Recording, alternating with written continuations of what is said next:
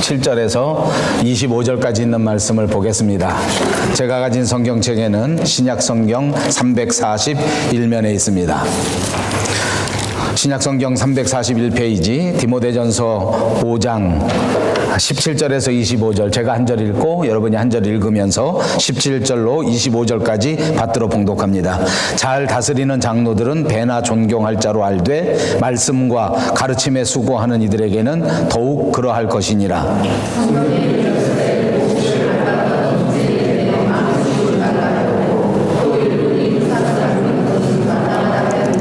장로에 대한 고발은 두세 증인이 없으면 받지 말 것이요, 하나님과 그리스도 예수와 택하심을 받은 천사들 앞에서 내가 엄히 명하노니 너는 편견이 없이 이것들을 지켜 아무 일도 불공평하게 하지 말며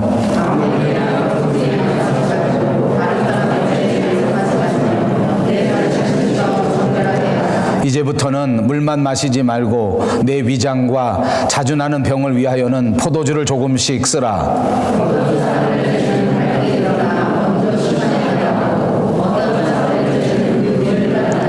이와 같이 선행도 밝히 드러나고 그렇지 아니한 것도 숨길 수 없느니라. 아멘. 예, 오늘 우리가 생각할 말씀의 제목을 신실한 교회라 이렇게 붙였습니다. 오늘 말씀을 생각하는 동안 신실한 교회에 대하여 확실한 은혜가 있으시기를 바랍니다. 독일의 유명한 역사학자 가운데 랑케라고 하는 사람이 있습니다. 이 사람은 말하기를 서양의 모든 역사는 그 로마라고 하는 큰 저수지에서부터 시작된다. 여기서 흘러나온 것이 서양의 역사다. 이렇게 말한 적이 있습니다. 모든 역사는 로마에서부터 시작된다 하는 역사적 평가라고 생각합니다. 로마는 그때 당시에 전성기에 다스린 나라가, 다스린 지역이 세계의 거의 절반에 해당하는 지역을 다스리고 그 지역에 있는 나라의 수가 그때 당시에 무려 30개국이 넘는 그런 나라들을 다스리는 정말 큰 영향력을 발휘하는 세계 역사상 가장 위대한 의미를 가진 그런 나라 가운데 하나라고 할 수 있을 것입니다.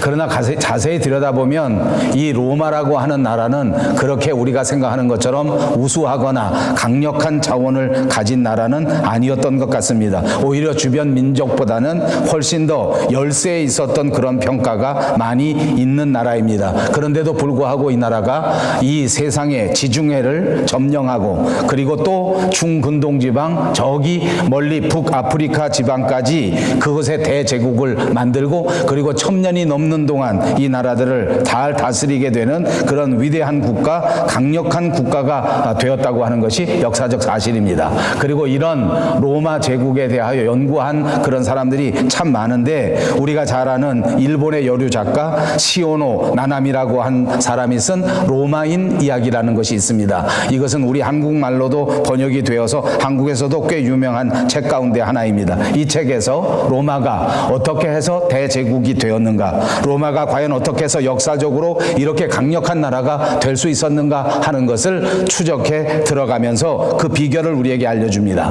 그리고 그 책에서 우리에게 가르쳐 주기를 이 로마 민족은 지성에 있어서 그리스인들보다 훨씬 우월하지 못하다. 그리고 체력적으로 놓고 보면 이 로마 사람들은 컬트나 또는 게르만 민족보다 우수하다고 볼 수가 없다. 또 기술력으로 놓고 볼 때나 또는 경제력으로 놓고 볼 때에도 주변에 있는 카르타고나 또 주변에 있는 다른 나라에 비해서 월등하다고 판단할 수가 없다. 이런 것들이 역사적 평가입니다. 그런데도 불구하고 이 로마가 이 시대에 가장 강력한 나라를 만들고 세계를 지배할 수 있었던 그 결정적인 원인은 그러면 무엇이겠는가 하면서 이 책에서 그 원인을 찾아냈는데 그 해답을 법과 제도에서 찾아낸 것입니다. 이 로마에는 모든 사람들이 발전할 수 있는 법을 가지고 있었고 모든 사람들이 강력한 나라를 만들 수 있는 제도를 가지고 있었다 그 말입니다.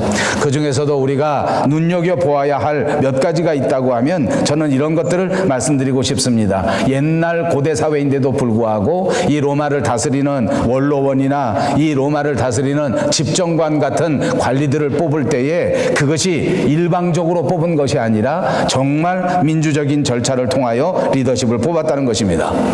그리고 이 옛날에 이 사람들을 존중하는 그런 법 제도를 갖추고, 그리고 사람의 인권을 함부로 무시하지 않는 이런 모든 법 절차를 세운 나라가 로마 나라라는 것입니다. 그래서 이 나라에는 사람이 존중을 받고 사람이 대우를 받고 사람을 함부로 대우하지 않는 이런 나라의 모든 규칙과 모든 법과 모든 문화를 만들 수 있었기 때문에 그것이 이 나라를 이렇게 강력하게 만든 것입니다. 그리고 그 나라를 지배하는 모든 리더십들을 민주적인 절차에 의해서 선출했을 뿐만 아니라 그들이 이 나라를 다스려 나가는 모든 것들을 합리적으로 해 나갔다는 것입니다. 그리고 정복한 나라의 사람들도 무시하고 노예를 만든 것이 아니라 그 정복한 민족들에게도 가능한 로마의 시민권을 개방하고 어떻게 하든지 그 사람들을 편입하는 사회적 통합도 열심히 노력했다는 것입니다.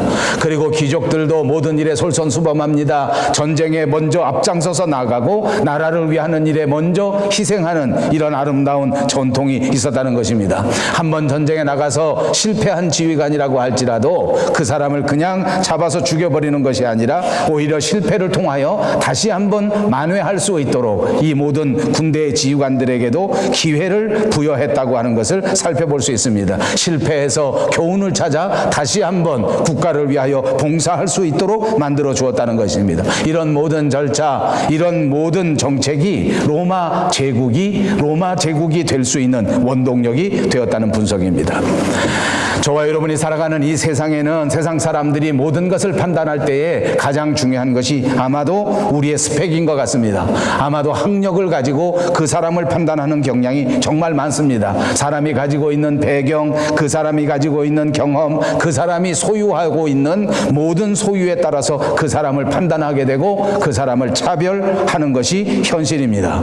그러나 여러분, 하나님의 교회, 저와 여러분들은 어떻게 해야 하겠습니까? 우리는 이런 배경을 위하여 또는 이런 스펙을 통하여 사람들을 판단하는 것이 아니라 우리 하나님의 자녀라고 하는 사실을 분명하게 깨달아서 모든 사람들을 환영하고 모든 사람들을 받아들이고 모든 사람들을 섬기고 모든 사람을 사랑하는 그런 공동체가 되어야 될 줄로 믿습니다. 그렇습니다. 우리는 교회를 통하여 진정한 삶을 추구하는 사람들입니다. 우리는 교회의 신앙생활을 통하여 다시 한번 하나님 앞에서 온전한 하나님의 사람으로서의 삶을 살기 위하여 오늘 이 자리에 나온 것입니다. 그리고 오늘 우리가 하나님 앞에 기도하고 예배하는 것은 우리를 통하여 하나님의 사랑이 나타나고 우리를 통하여 하나님의 나라가 확장되어지는 역사 속에 참여하기 위함인 줄로 믿습니다. 그러므로 우리는 교회 안에서 모든 사람들이 서로 환영하고 서로 사랑하고 서로 존중하는 교회가 되어야 할 줄로 믿습니다. 옆에 있는 분들과 인사합니다. 성경대로 믿고 성경대로 실천합시다.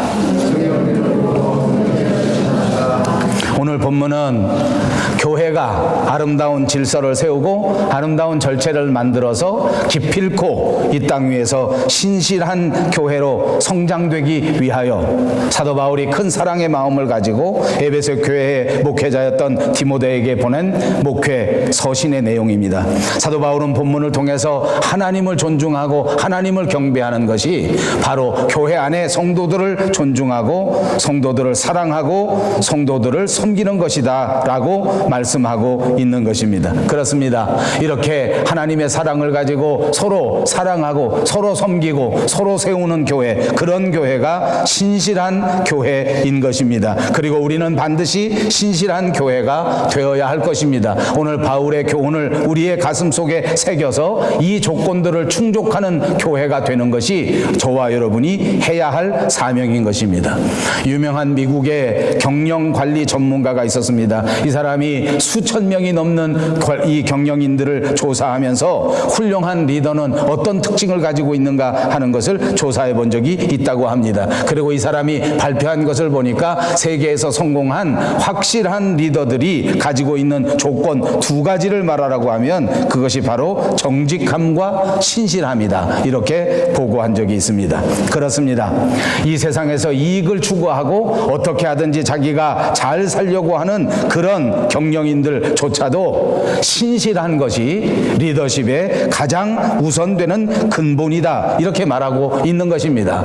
여러분, 세상에서 신실하지 못하고도 얼마든지 성공할 수 있습니다. 아니, 어찌 보면 단기적으로는 신실하게 살지 않고 정직하게 살지 않는 것이 우선적으로 더 앞서가고 더 빨리 성공하는 결과를 낳는 경우도 많이 있는 것이 사실입니다. 그러나 여러분, 신실하지 못한 리더십은, 신실하지 못한 행동은 결국 오래가지 못합니다. 결국은 큰 손실을 내고 큰 실패를 입고 말 것입니다.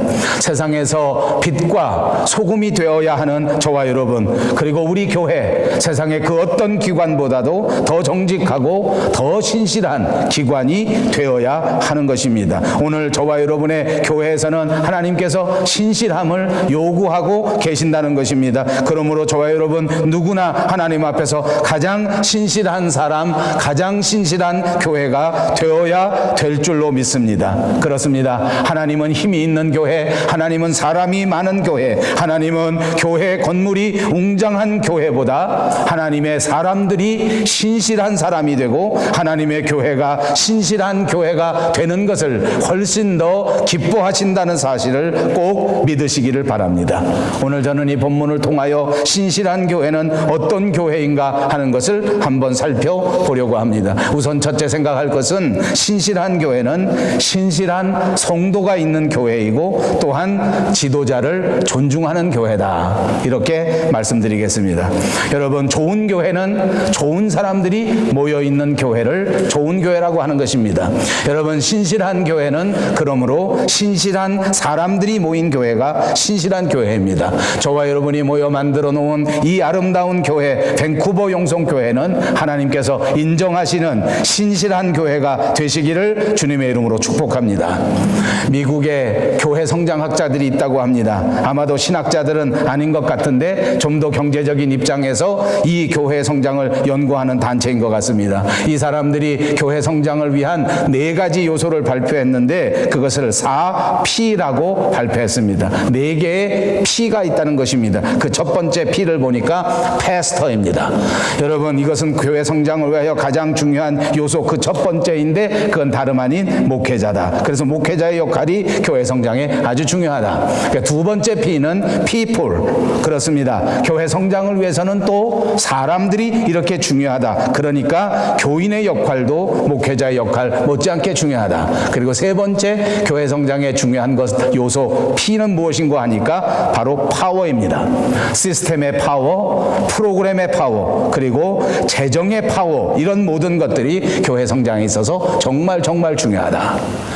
그런데 마지막 4번째 P가 있습니다. 여러분, 이것은 너무 심각한 일이 아닙니다. 미국에서 실제로 어떤 성장학자들이 발표한 것이긴 하지만 이 4번째를 보면 웃음이 나올 수밖에 없습니다. 여러분, 어떤 P가 남았다고 생각하십니까? 교회 성장을 위해서 가장 중요한 4가지 P를 고르는데 이제 마지막 4번째가 남았습니다. 너무 웃깁니다. 그건 바로 파킹입니다. 요즘 현대 교회들은 파킹이 없으면 성장하지 않는다는 것입니다.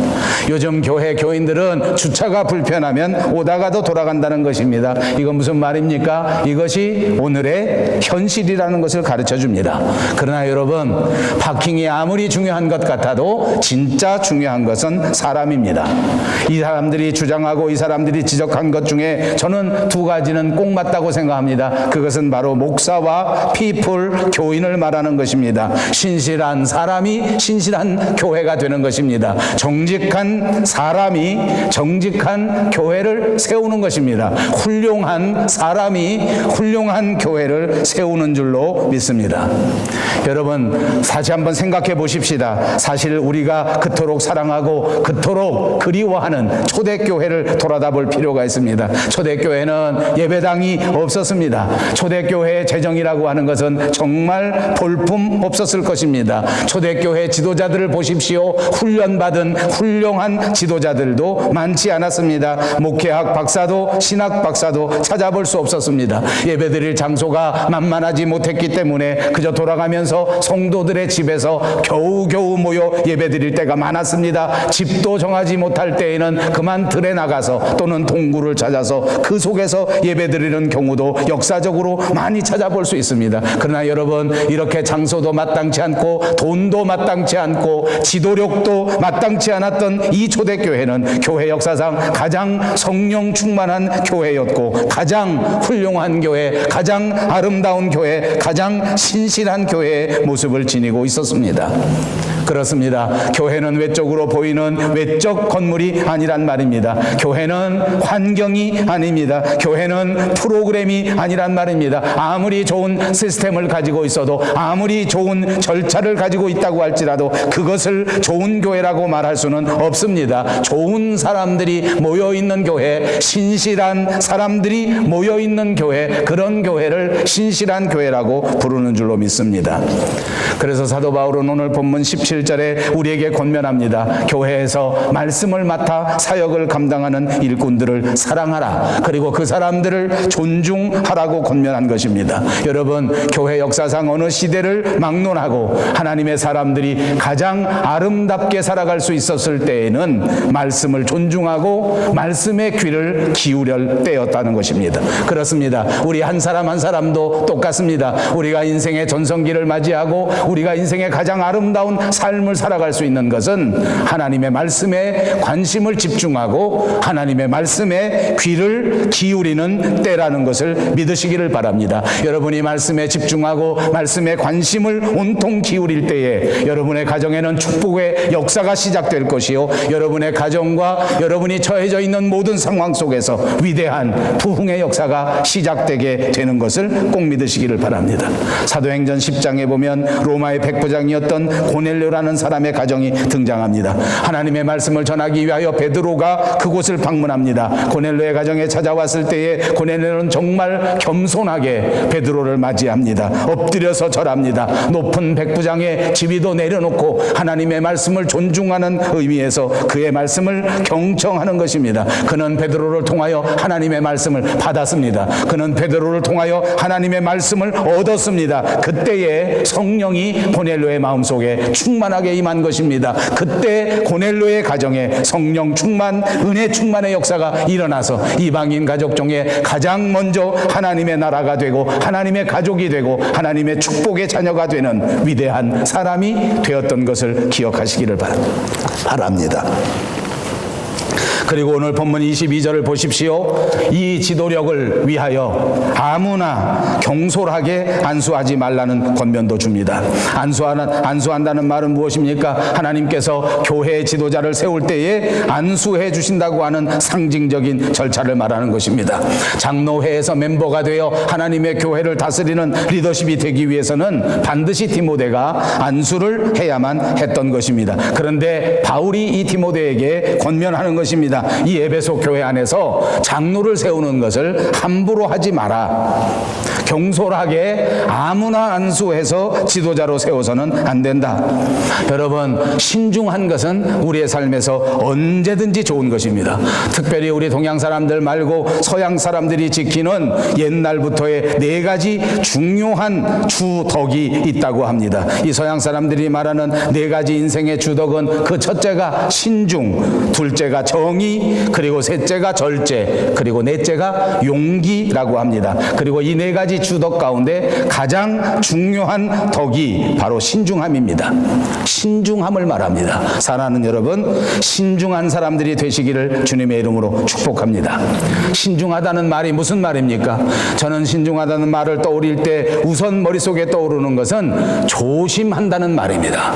여러분, 요즘 세상에서는 조심한다는 이런 가치가 정말 땅에 떨어진 시대가 됐습니다. 누구든지 커밍아웃의 시대입니다. 누구든지 자기 PR의 시대입니다. 어느 곳에 가든지 거침없이 자기를 내세우고 어느 곳에 가든지 거침없이 자기를 자랑해야 성공한다고 가르쳐줍니다. 그러나 성경은 우리에게 권면합니다. 신중함이 첫 번째 덕이다. 조심하는 것이 우리 생활에서 가장 중요한 것이다. 그 말이에요. 조심해야 합니다.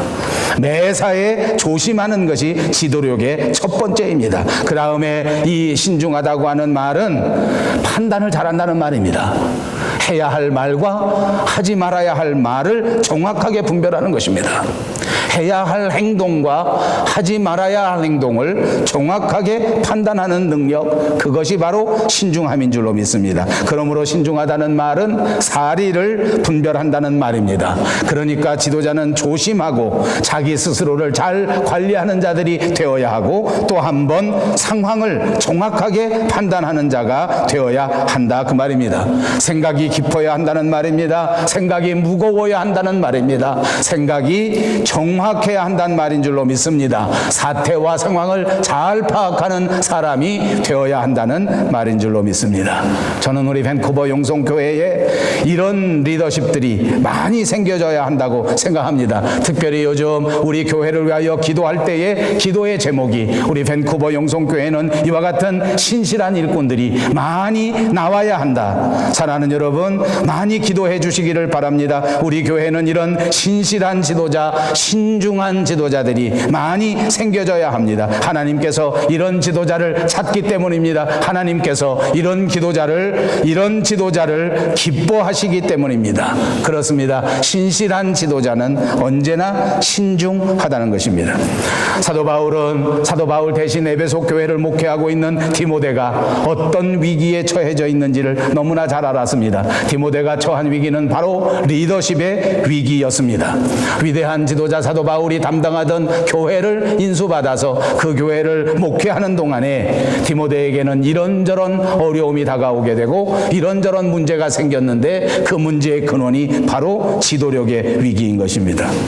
그래서 그는 이 지도력을 다시 한번 생각해 보아야 합니다. 어떻게 하든지 이 지도력을 더 훌륭하게 훈련하고 더 성숙해서 이 하나님이 맡겨주신 에베소 교회 아름다운 믿음의 공동체를 든든하게 이끌어가야 할 책임이 있다고 말입니다. 이것이 너무너무 중요한 디모데의 사명이었습니다. 사도 바울은 디모데가 아직 어렸을 적에 이런 위대한 사명을 주었습니다. 아직은 완전하지 못하지만 그러나 이런 사명을 맡도록 디모데에게 위임하였습니다. 그러면서 오늘 말씀한 것입니다. 조심하라. 아무에게나 무분별하게 경솔하게 지도자로 세우지 마라. 목회하면서 신중하고 무겁게 하라. 어떤 일을 하든지 경솔하게 처리하지 마라. 이렇게 권면한 것입니다. 사랑하는 여러분, 저와 여러분도 하나님 앞에 부름을 받은 사람입니다. 아직은 완전하지 못하지만 하나님의 교회에 중요한 역할을 위임받았습니다. 저와 여러분은 이제 우리 밴쿠버 영성교회를 위한 기둥 같은 일꾼으로 부름받은 사람들인 줄로 믿습니다. 우리가 명심 또 명심해야 할 일은 바로 이 말입니다. 신중하십시오. 이제 하나님의 일을 감당할 때의 생각을 깊이 하십시오. 언제나 하나님 앞에 올바른 판단을 할 수 있도록 기도하는 여러분들이 꼭 되시기를 바랍니다. 신중하면 실수가 적어집니다. 신중하면 절대 손해볼 일이 없다는 사실을 믿으시기를 바랍니다. 두 번째, 신실한 교회는 지나치지 않고 균형을 잡는 교회입니다. 사도 바울은 오늘 디모데에게 본문 23절에서 이렇게 말합니다. 이제부터는 물만 마시지 말고 내 위장과 자주 나는 병을 인하여 포도주를 조금씩 쓰라. 지금부터는 물만 마시지 말고 그 위장병 고치기 위해서 포도주를 조금씩 쓰라. 이렇게 권면한 것입니다. 이 말은 상징적인 의미가 있는 말입니다. 교회 안에서는 영혼의 삶과 육체의 삶에 대하여 어느 한쪽으로 치우치면 안 된다, 그 말입니다. 세상적인 삶과 영적인 삶에 대하여 완전히 균형을 잡아야 한다 하는 가르침인 줄로 믿습니다. 많은 사람들이 신앙생활을 하기 위하여 영적 생활을 존중하는 것은 인정할 수 있으나 그렇다고 해서 육신적인 생활을 학대해서는 안 된다, 그 말입니다. 초대교회도 이런 부류가 있었습니다. 우리가 이미 지난 주간에 생각해 본 것처럼 이 영성인 생활을 강조하고 금욕주의를 강조하던 영지주의자들이 나서 이 현재의 생활, 우리의 육체 생활에 대하여 죄악시하고 이런 것들은 학대하고 금욕하는 생활이 오히려 영적 생활이라고 하는 잘못된 가르침을 준 적이 있습니다. 그렇게 생각하면 안 된다고 말입니다. 여러분, 하나님이 우리를 어떻게 만드셨습니까? 우리 사람은 하나님 앞에서 육체와 영혼을 가진 존재로 태어났습니다. 제가 여러분에게 여러 번 말씀드렸습니다. 우리가 사람이 되려고 하면 육체와 영혼이 균형을 맞춰야 합니다. 여러분 한번 생각해 보십시오. 사람들 가운데 육체는 크게 발전했는데 영혼은 아무것도 없는 사람이 있다고 생각해 봅시다. 그러면 어떻게 되는 겁니까? 육체는 사람인데 영혼 하나도 없다. 그러면 한마디로 짐승입니다. 반대로 영혼은 아주 훌륭한데 육체가 없으면 그러면 어떻게 되는 겁니까? 그건 귀신입니다. 그러니까 사람이 되려고 하면 우리의 영혼과 육체가, 우리의 세상 생활과 교회 생활이 균형을 맞춰야 되는, 어느 한쪽은 완전히 무시하고 어느 한쪽은 없어져서는 안 된단 말입니다. 그런데 제가 목회하면서 보니까 이것이 다 교회에 똑같이 적용되는 것이 아니라 어떤 사람은 세상 생활은 아주 잘하는데 영적 생활은 잘 못하는 사람이 있고, 어떤 사람은 교회 안에서 신앙생활은 잘하는데 세상에 나가서는 적응을 못하는 사람들도 있어요. 여러분, 이 모든 것의 균형을 잘 가지는 사람, 그 사람이 신실한 성도요, 이 생활을 아주 잘 맞추어 살아가는 교회, 그것이 신실한 교회라 그 말입니다. 오늘 23절의 말씀을 우리가 어떻게 해석해야 되느냐. 이제부터는 물만 마시지 말고 내 위장과 자진하는 병을 인하여는 포도주를 조금씩 쓰라 했는데, 이 말을 해석하는 것도 여러 경우가 있는 경우를 보았습니다. 여러분, 제가 밴쿠버에 와보니까 이 밴쿠버는 포도주가 유명한 도시라고 합니다. 제가 포도주에 대해서 더 많은 지식이 있지 않기 때문에 얼만큼 좋은지는 잘 모르겠습니다. 근데 포도주를 아주 좋아하시는 목사님이 한 분 계셨습니다. 그래서 제게 가르쳐 주기를, 성경에도 그렇게 말하지 않았느냐, 이 포도주는 괜찮다. 여기 있는 말씀대로 그리스도인들이 막걸리나 맥주를 먹으면 안 되지만 포도주는 먹어도 된다. 아멘. 아버지, 무슨 말이 나올지 몰라서 대답은 안 하시는 것 같아요. 그렇게 말하는 소리 제가 들었어요. 또 어떤 분은 아버지, 오늘 이거 왜 이러나?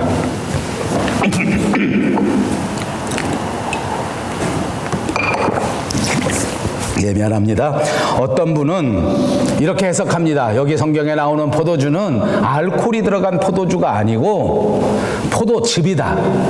이렇게 해석하는 사람들도 있습니다. 아마 여러분들도 그런 소리 가끔은 들으셨을 것 같습니다. 다 그럴듯한 해석입니다. 그러나 맞지는 않습니다. 우선 여기 있는 포도주는 포도즙이나 포도주스라고 볼 수 없습니다. 이건 진짜 포도주, 그것을 말하는 것입니다. 그리고 이 포도주를 왜 바울이 디모데에게 권했느냐 하는 것은 그 이유가 있고, 그 이유가 중요합니다. 내 위장을 생각하라는 것입니다. 옛날 성경에는 이것이 내 비위를 생각하라고 했었습니다. 자주 생기는 병을 생각해서 이 포도주를 약으로 쓰라는 것입니다. 여러분, 성경 어디에도 술을 자유롭게 마음대로 먹으라고 한 것은 찾아보기 어렵습니다. 그럼에도 불구하고 이 술도, 우리가 모두 죄악시하는 술마저도 약으로 쓰여질 수 있다는 말입니다. 그러므로 하나님 안에서 우리는 신중해야 합니다. 조심해야 합니다. 이 세상에 살아갈 동안 하나님 나라에서 버릴 것은 그렇게 많지 않다는 교훈인 줄로 믿습니다. 그렇습니다. 바울은 병을 생각해서 포도주를 먹어라. 이 포도주가 약효가 있을 수 있다. 저는 의학적으로 이 포도주가 과연 어떤 약효를 가지고 있는지 그것도 잘 모릅니다. 그러나 중요한 것은 물만 마시지 말고 포도주를 먹어야 되겠기에 사도 바울이 물만 먹지 말고 포도주도 먹으라고 한 것입니다. 자, 그러면 여기서 또 다른 해석이 가능합니다. 물만 먹는다는 것은 무엇입니까? 그것은 상징적 의미가 있지 않습니까?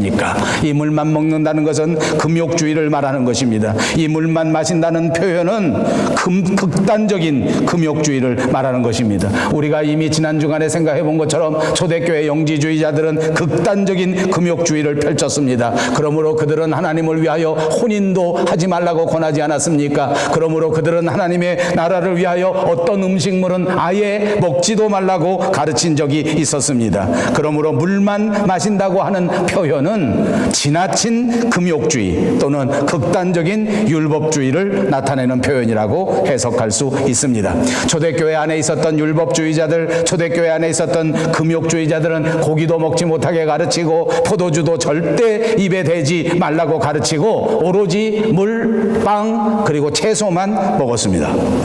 그런데 바울은 이런 삶이 옳지 않다고 말하고 있는 것입니다. 이런 삶에 동의할 수 없다는 것입니다. 포도주라고 할지라도 약으로 쓸 수 있다고 하는 열린 마음을 가지고 살라는 가르침인 줄로 믿습니다. 그렇습니다. 교회는 무슨 일을 하든지 지나치면 안 됩니다.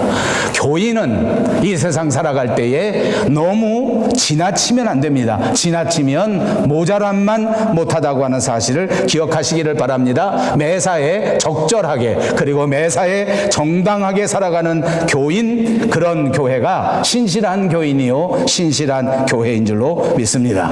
세 번째로 신실한 교회는 신전의식을 가진 교회입니다. 신전의식이라고 하는 말은 하나님 앞에서 살아간다, 그런 뜻입니다.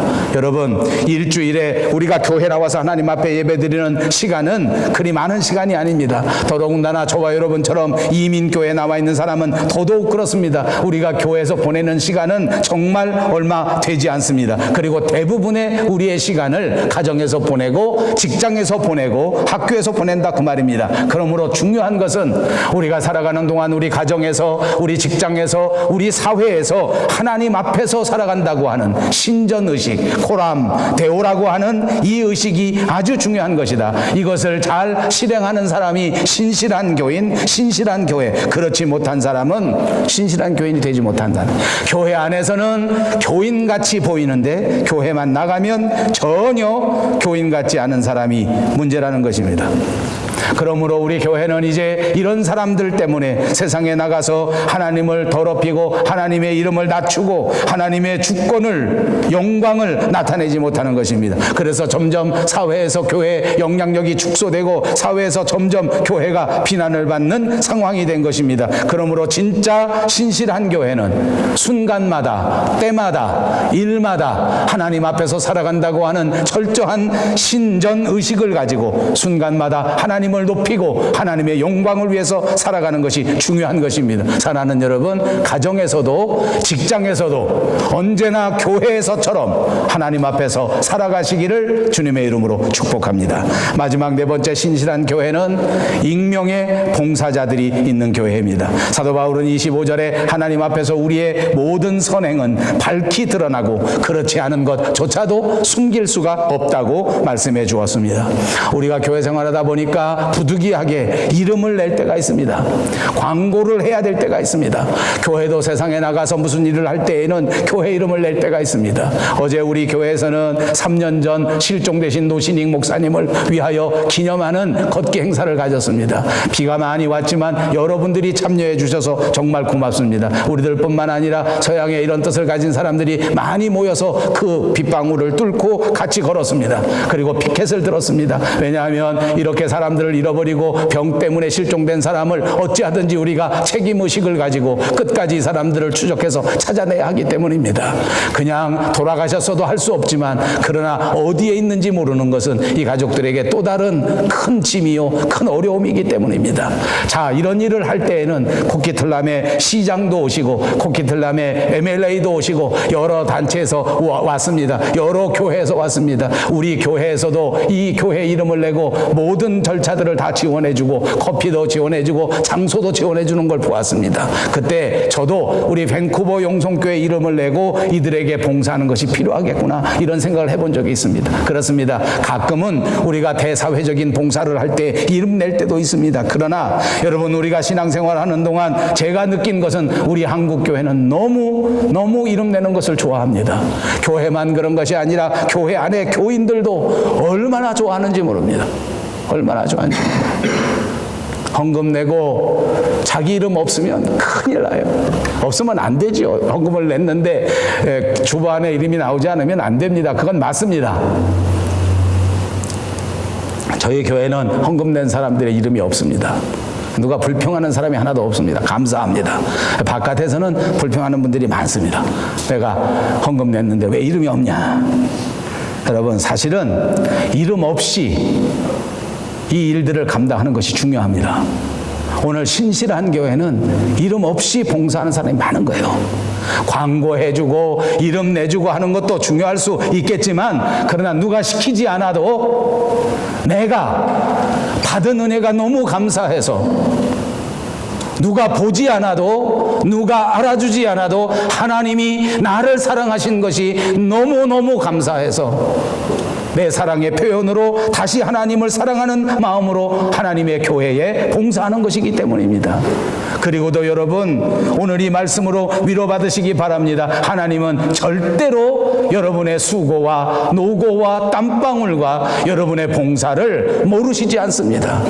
비록 여러분이 오른손이 하는 일을 왼손이 모르게 했다고 할지라도 은밀한 중에 보시는 우리 하나님께서는 여러분의 수고와 노고를 분명히 아시고 마지막 때, 그때에 여러분에게 잘했다고 칭찬해 주실 뿐만 아니라 하나님이 예비하신 그 아름다운 상급의 면류관으로 축복해 주실 것을 믿습니다. 사랑하는 성도 여러분, 저와 여러분은 이 할 일 많은 시대, 마지막 시대에 신실한 교인, 신실한 교회가 되어야 하겠습니다. 사람을 사랑하고 사람을 존중하고 교회를 사랑하고 교회를 세워가는 아름다운 교회가 되시기를 주님의 이름으로 축복합니다. 이 가을에 이 아름다운 믿음의 열매를 많이 맺을 수 있는 저와 여러분 꼭 되시기를 다시 한번 주님의 이름으로 축복합니다. 기도하겠습니다. 자비하신 우리 하나님 참 감사합니다.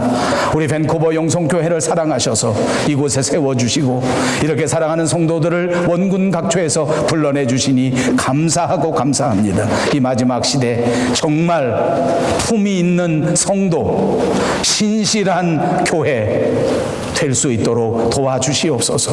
하나님을 사랑하여 하나님을 위하여 충성으로 감당할 수 있는 종들이 되게 해 주시옵소서. 세상에 살아가지만 세상에 빠지지 않고 세상을 초월하는 신실한 교인, 신실한 교회가 되게 하여 주시옵소서. 예수님의 이름으로 간절히 기도하옵나이다. 아멘.